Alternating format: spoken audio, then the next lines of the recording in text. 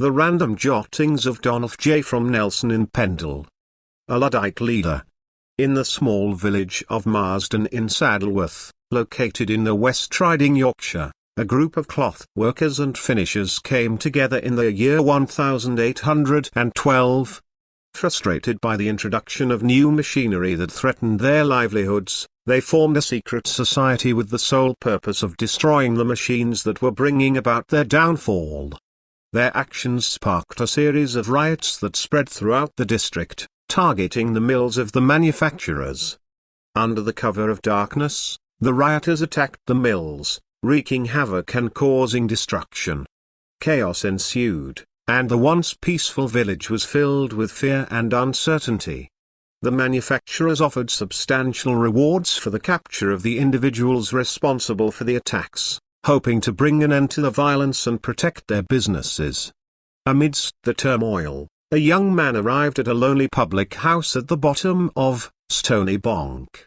He appeared weary and worn out, seeking refuge for the night. The next morning, instead of rushing to continue his journey, he lingered, inquiring about work opportunities among the local farmers.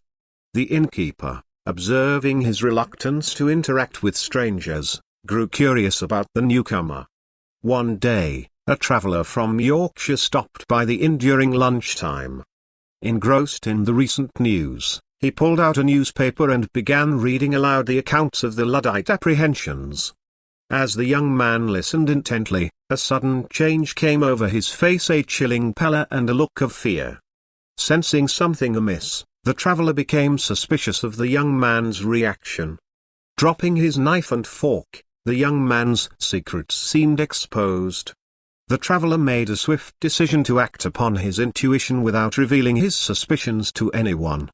He immediately set off for Heptonstall, a nearby village, to locate the constable and share his story. Together, they returned to the inn, determined to confront the mysterious stranger. The constable, armed with the traveller's account, approached the young man and informed him of the accusations. Faced with undeniable evidence, the young man confessed to his participation in the destructive riots. Recognized by others who had witnessed his involvement, he was taken into custody and eventually stood trial in York. The trial was swift, and the young man, along with 14 or 15 others, was found guilty of his crimes. The penalty for their actions was death. The hangings served as a grim reminder of the consequences of participating in such foolish and destructive riots. The village of Marsden-in-Saddleworth slowly began to heal in the aftermath of the Luddite uprising. The manufacturers, though relieved by the capture and punishment of the guilty parties, remained cautious and continued to implement the new machinery that had sparked the unrest. The cloth workers and finishers faced a changing world, one where technology increasingly played a role in their trade.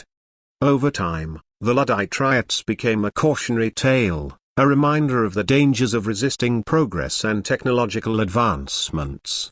While their cause was born out of desperation and fear, their methods only brought destruction and sorrow. The tale of the young man who sought refuge at the inn serves as a grim reminder that even in the darkest of times, the truth has a way of surfacing, and justice will prevail. By Donald J.